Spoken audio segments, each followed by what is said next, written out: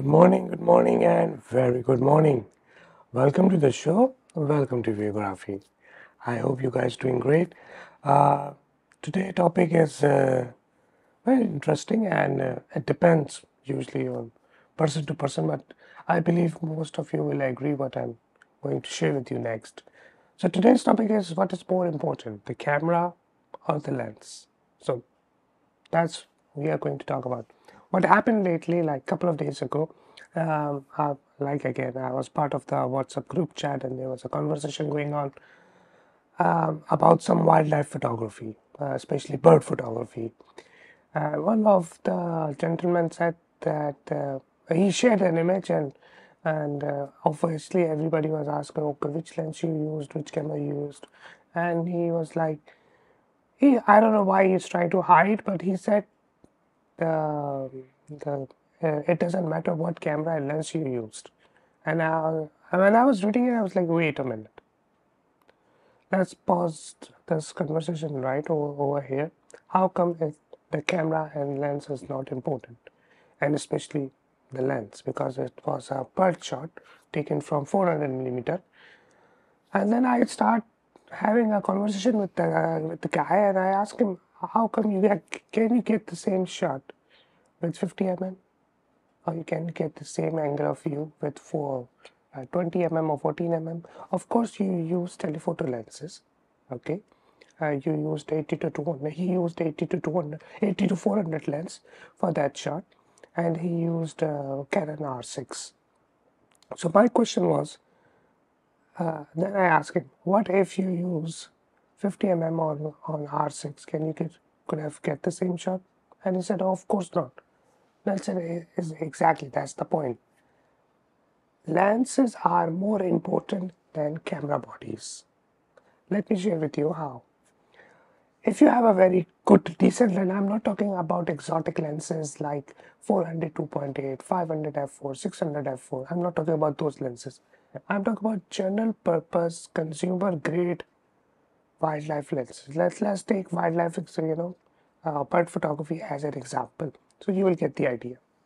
Let's take this in a genre as an example. So if you are a hobbyist or enthusiast, or you are entry level professional, or you are amateur, or even you are professional, you need a lens to reach to get the shot. You can't get the bird shot who are far, like 1,000 yards away, or like 200-300 feet away with your 50 mm and expect to get the result. You can't do that. You need telephoto lenses. Now, imagine you have 100 to 400, which offered by Sony and Canon, or 200 to 500, which is offered by Nikon, or 150 to 600, which is offered by Sigma and Tamron at the same time. So you have to go for these consumer grade lenses in order to get the reach. So once you get the reach, then the question is which camera you have to use. Now this is where I can see a very broad category, or two categories of people who believe, okay, we need high FPS cameras. And there's another group of people who say it doesn't matter which camera you used. All you need is the lens to reach the bird. Now, there are two scenarios basically. There are scenarios where the bird is in flight and the bird is on the ground. Okay, so for the bird in the flight, okay, you just go for high FPS usually, and you just spray and pray and try to get a decent frame, and because the bird is flapping, so you are shooting in burst mode like 14 frames per second or 20 frames per second or 30 frames per second. Try and expect that with this high frames per second you get the decent bird wing position by high FPS. Shooting, spraying and praying. That's what we call. And so you just seek for those kind of high frames per second camera. You need like Canon R6 or R5 or Sony A1 or Nikon Z9. Okay, Nikon Z9 can shoot up to 120 frames per second, and each image is going to be 11.5 megapixel. But they are JPEGs, not the RAW. So these are the high-end cameras. So you look for those cameras, but at the same time, there are people who have the camera of like 5 frames per second, and they try to get the same shot in the bird in flight, and they are happy with it. Now, of course, most of the time they will not get. The chances of keepers for these people are very, very, very less than the other side of people who are going to use high FPS cameras, right? Now, let's come to the ground. There are the birds are on the ground, enjoying and all that. That's where the both people who are having high FPS cameras and the people who are having normal cameras or any camera, when they both try to shoot the bird on the ground, the chances of having the keepers for the both are the same, nearly the same. Like for the people who are having 14 frames per second or 20 frames per second or 30 frames per second cameras, and the people who are shooting with 5 frames per second or 7 frames or 8 frames or maximum 10 frames per second camera, when they try to shoot the bird on the ground, they're nearly able to have the same type of frame if they are using the same lens, with the same approach, with the same thought process, with the same framing. And if you give the both type of cameras to the same guy, he will able to acquire the same type of frame using both high FPS and low FPS cameras. But in the end of the day, he must use the same lens because for him, the reach is mandatory. So that's one of the examples where you can say that lenses are more important than the cameras. Camera comes next, lenses comes first. So the choices of the lenses is much more important. I, you know, I say this thing often to all the young photographers or amateurs. Even I share with this thing with professionals that, you know what, camera bodies comes and goes. Lenses remains forever. If you have one good lens, one really good lens, it will last generation, like literally. It doesn't matter you which camera you put it on, it will remain useful for a very, very, very long time. But again, how to choose a good lens? Well, it depends on your need or it depends on what you shoot. I just shared with you the example of wildlife, where you need telephoto lenses 100 to 400, 200 to 500, 150 to 600. There are people who are using 70 to 300 with teleconverter because they cannot afford high-end camera, high-end at like longer focal length telephoto lenses. They can't afford, which is totally understandable. But having a lens is much more important than having a high FPS camera, high frames per second camera. Now let's come to the portrait.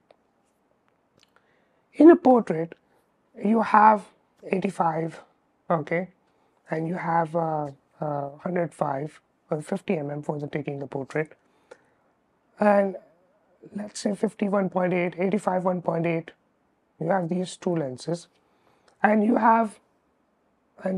need to make a choice whether you go for crop sensor camera or you need full frame camera. This is where many people get confused and they try to go for high-end full frame camera. Right now, the Z5 is $800 refurbished. $800 full frame entry level camera. Z5 Nikon. I was just like, wow, seriously? You don't need expensive cameras, $2,000, $3,000 full frame camera. No, you don't. You just need a good, decent lens. I'm gonna put example which I shot with Z5, some portrait right now, so you can see all these images I took with Z5. I don't feel like needing high-end camera because for me, this camera is more than enough to do all kind of basic shot that I usually take. But yes, I need lenses more. I need 85 1.8 for the portraits. I need 14-24 for taking wide angle shots. I need uh, 24-70 f4. For me, it's extremely important lens. 24-70 f4, because that lens covers all my need: general purpose photography, landscape, sunrise, sunset, even portrait. With 24-70 f4, yes, portrait. So for me, that's more important. But I stuck with C5 because I feel Z5 is a very decent camera. I don't need Z6 or Z6 II or Z7 or Z7 II or Z9. It covers my basic need. Now, here's the thing. For the portrait, I'm happy to shoot even with D3, D3S, D700, which is like 12 megapixel camera. I don't need 24 megapixel cameras or 30, 50, 36 megapixel or 50 megapixel, 45 megapixel or 61 megapixel camera for portrait. I'll tell you the reason why. Here is the thing. Portraits are all about facial expression. You know, that feeling, the person you are shooting that carries as a personality in him or in herself. All right, all you need is one good lens. It doesn't matter which camera you need or you're gonna choose. It doesn't matter. Why? Because if you are shooting with best eye autofocus, you know, best eye autofocus and best sharp lens, but if the person is not delivering the right expression, all these technology is gonna be side. I'm gonna put some more examples of with the camera that I showed, D3S or D700. I'm gonna put examples on the screen right now, and these are like 14-year-old DSLR, 12 year like 13-year-old DSLR. All right, and these DSLR are still working. Still working. I'm still getting the results from them. Why? Because for me, the expression of the people are much more important. To capture those expressions, I need a certain quality of depth into the image. For that, the lens is much more important for me. So once I go for choosing those lens, for me, when it comes to portrait, I don't like to go with 50. I don't like to go with 85. I straight go with 105 f2 DC lens. That's very old lens, and it's a special lens with 5 lens element in it. It's patented by Nikon. It has a unique quality to control the front autofocus area and the back autofocus area of the person you are shooting. It independent control, so you can do that. There is a special dial in that lens for that.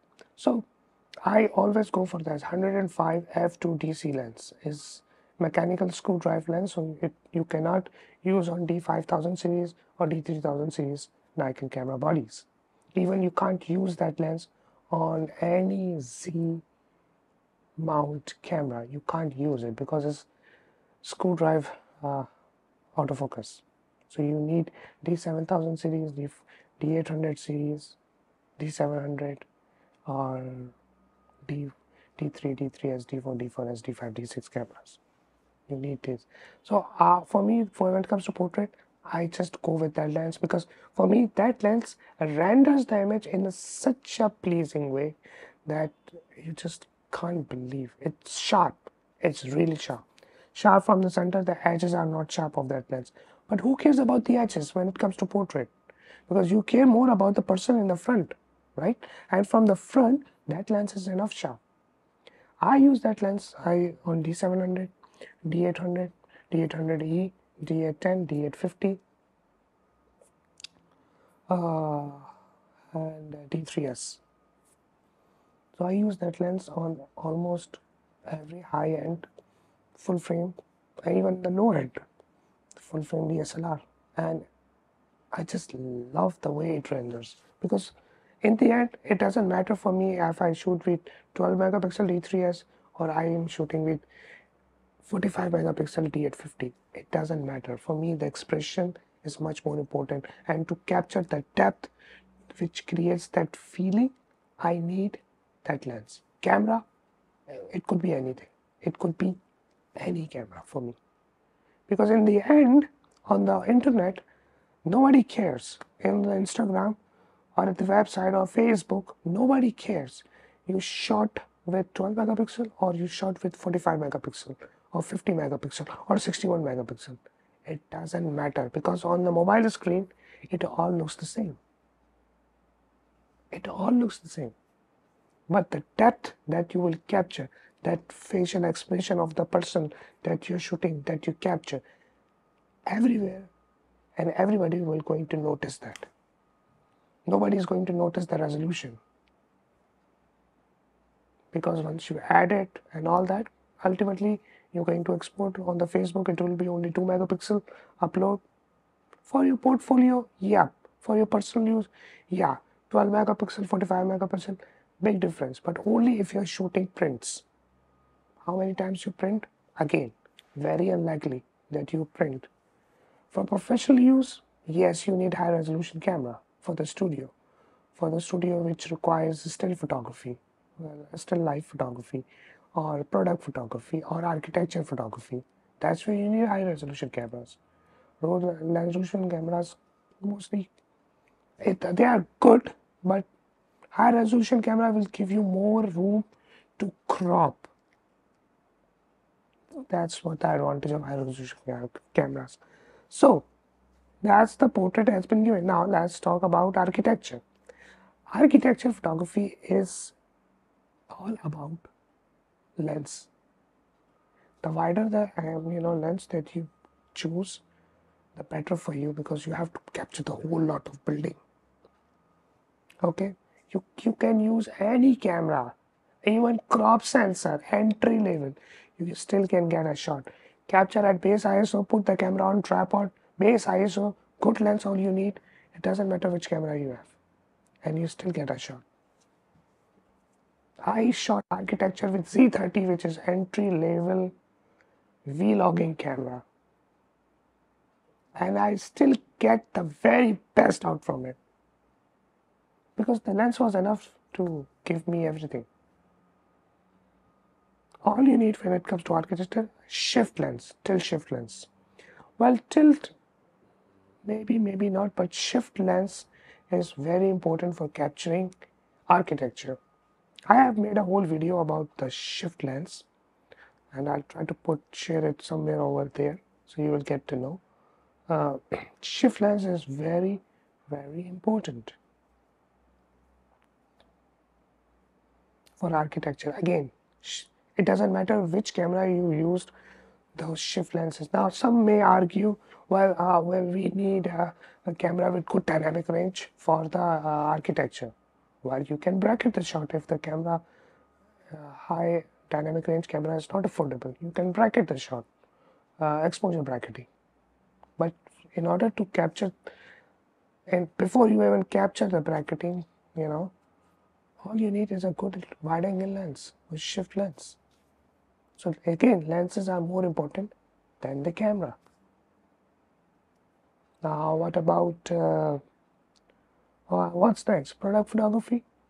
Okay, in product photography, I believe the camera is equally important than the lens. Okay, for the lens is again important in order to capture the sharpness, the detail. Okay, that's why most of the high-end product photographer using not crop, not full frame, they are using medium format.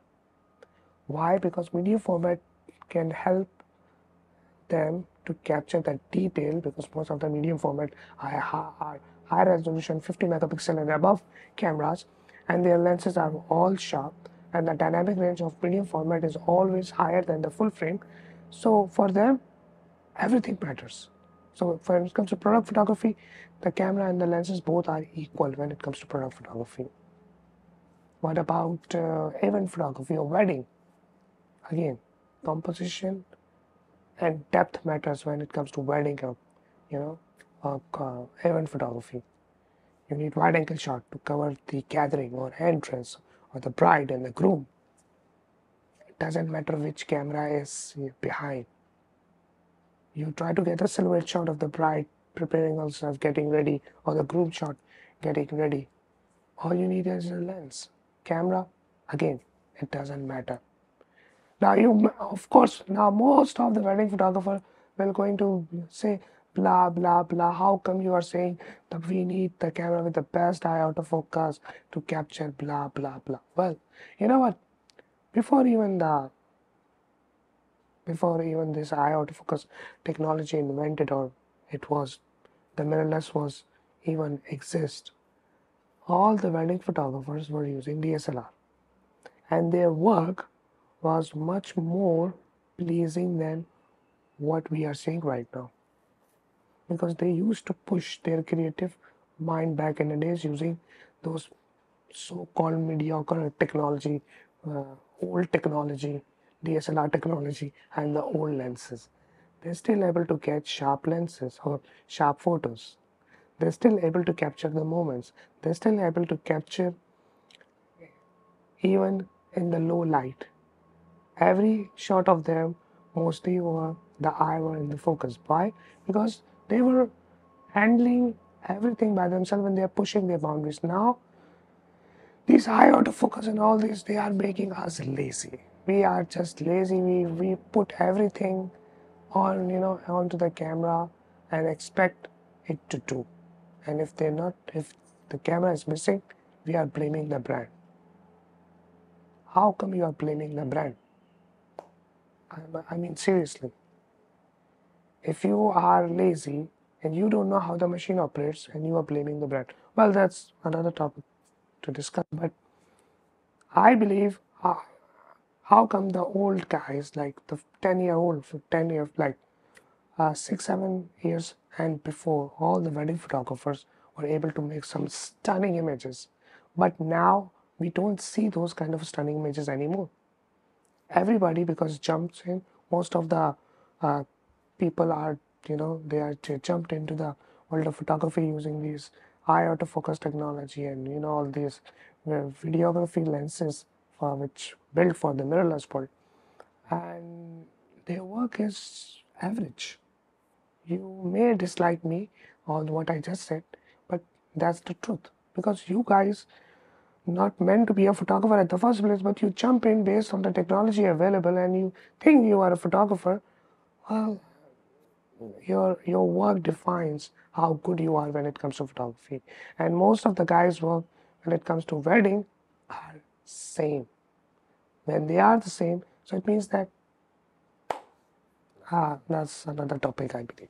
But when it comes to wedding or event photography, I believe camera still comes next.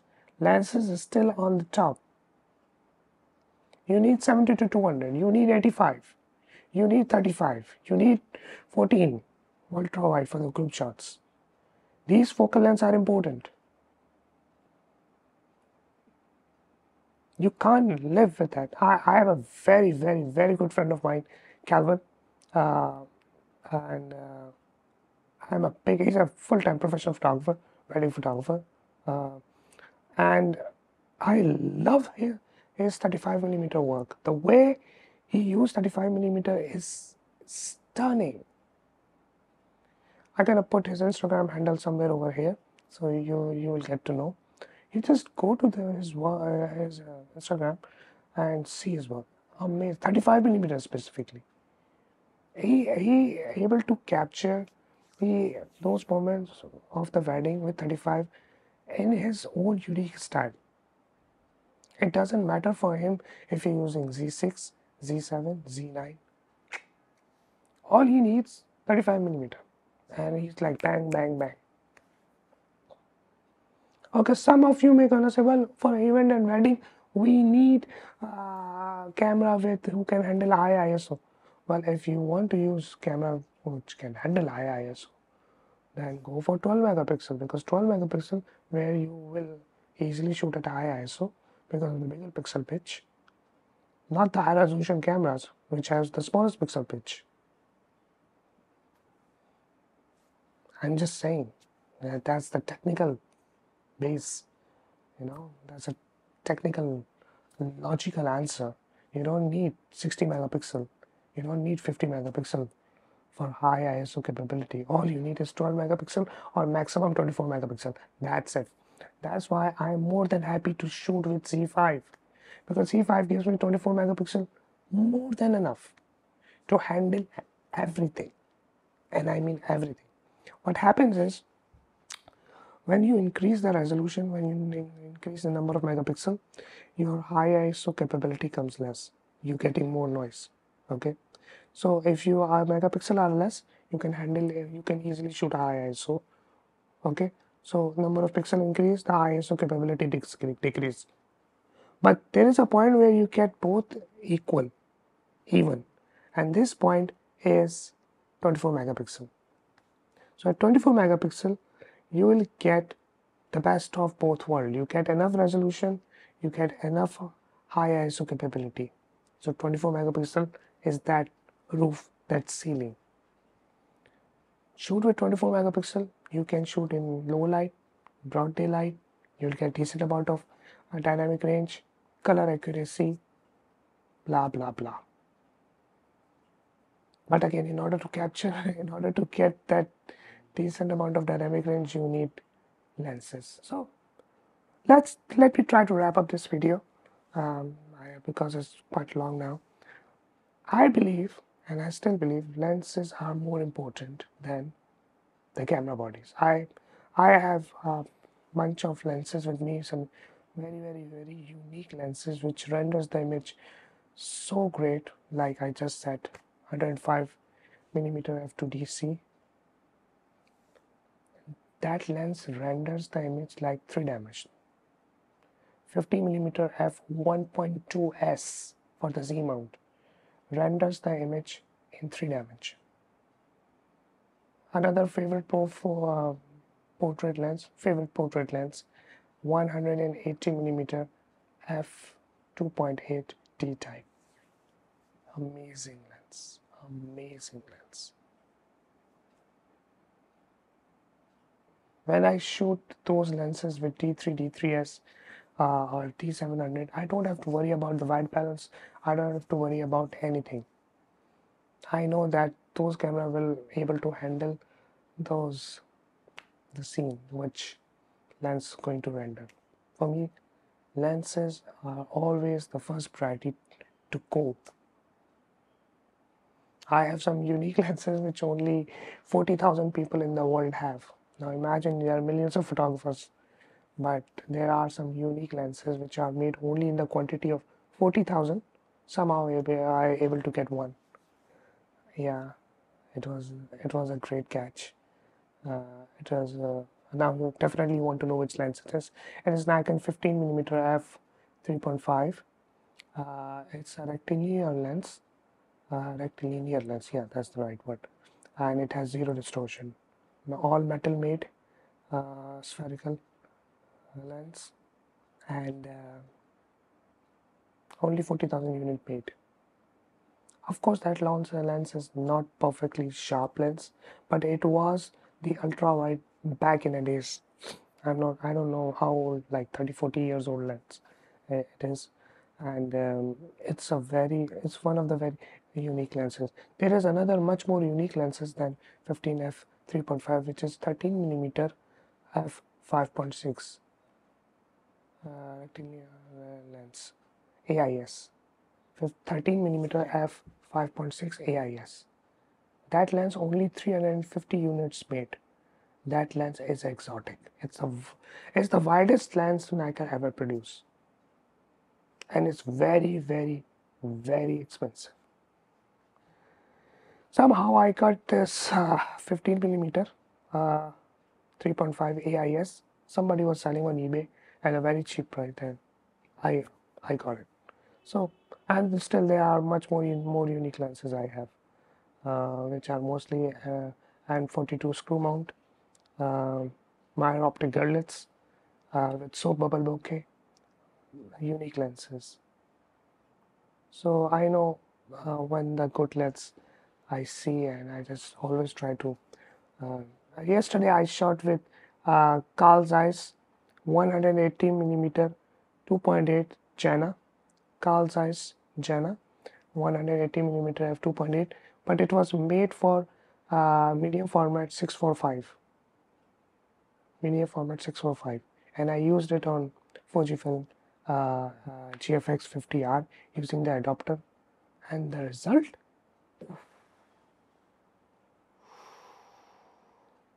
that lens, it's so heavy because it's built for medium format. You know what I'm gonna say, right? Yeah, I have to control, it's YouTube.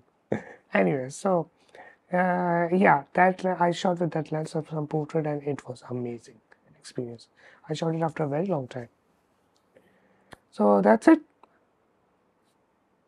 That's all I have to say today. Lenses are much important than the camera bodies, and I shared my view with it. Thank you for watching this video, and I'll share you guys some new content in future or some new topic very soon. Take care. Bye.